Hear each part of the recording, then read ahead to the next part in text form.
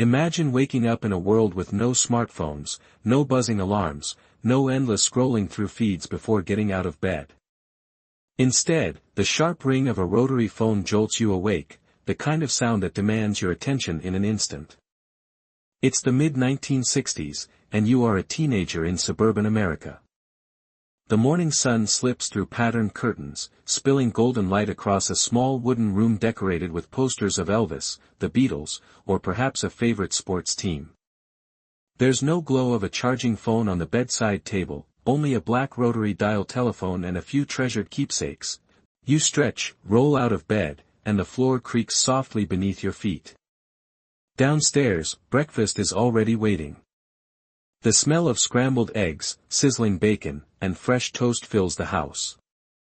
Milk, delivered just that morning in frosted glass bottles, is poured into wide, simple glasses, and orange juice comes freshly squeezed, tangy and bright.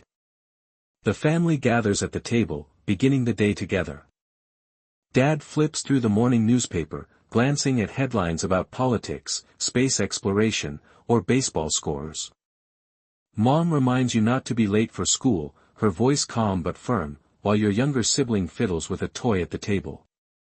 In the background, the radio plays a new hit from the Supremes, its upbeat melody giving rhythm to the morning. Breakfast is not rushed. There are no buzzing notifications, no screens dividing attention, only the warmth of a shared routine that sets the pace for the day. Books are stacked neatly and tied with a strap. Most teenagers don't use backpacks yet. You slip on polished shoes, a pressed shirt, and a modest skirt or slacks depending on who you are. Stepping outside, the world feels alive in a way that's different from today. The street is lined with gleaming cars, their chrome catching the morning sun. A neighbor waves as he waters his lawn. Kids from nearby houses emerge, joining together for the walk to school. There's chatter about last night's episode of The Ed Sullivan Show or the latest single from the Beatles, which everyone is humming. Someone pulls out a small transistor radio, and instantly, the group is moving in rhythm with the music, laughter echoing across the quiet suburban block. There's a sense of community, a sense of belonging, and a sense of simplicity in the way life unfolds. School itself is a world of order and tradition.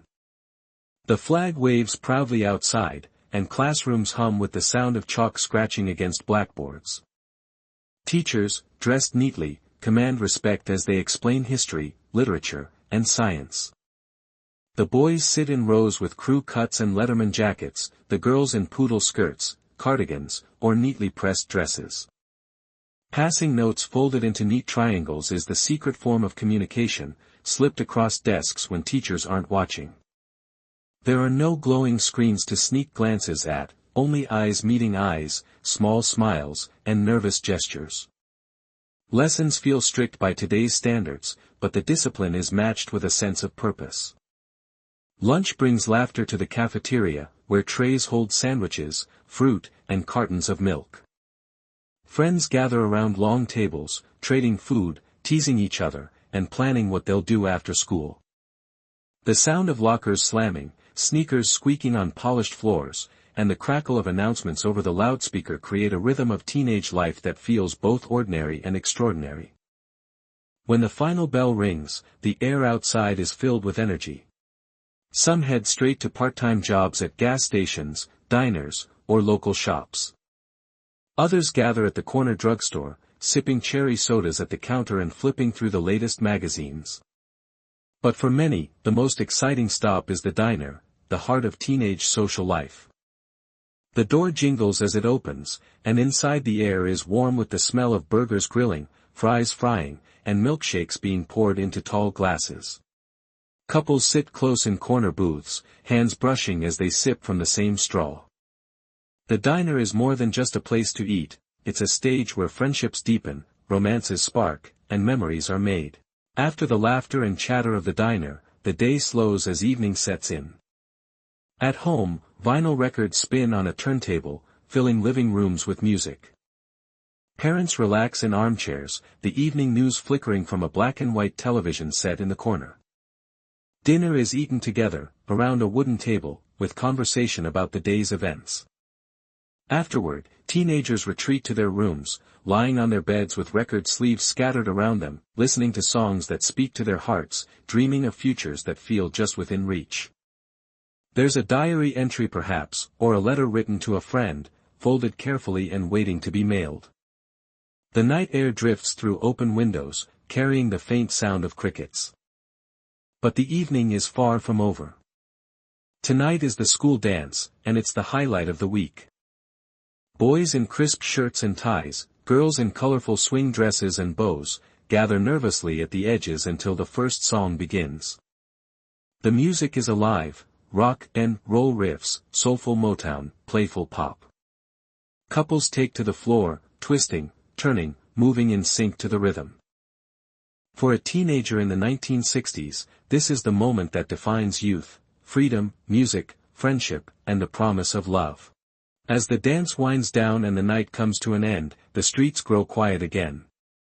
Our teenager walks home under the soft glow of street lamps, the air cool and still. At home, the rotary phone sits silently, the vinyl records are stacked neatly again, and the diary waits for its final entry of the day. They write about the dance, about the songs, about the smile they can't forget. Closing the diary, they slip under the covers, the radio softly playing one last song before sleep. Tomorrow will bring another day much like this one, but in the glow of memory, every detail feels timeless. This was life for a teenager in the 1960s, simple, vibrant, filled with community, music, and hope. A life without screens but with so many moments that still resonate today. And as we step out of this AI time capsule, we realize that nostalgia is not just about the past, it's about the feelings we carry with us, the timeless joy of being young, and the memories that never fade.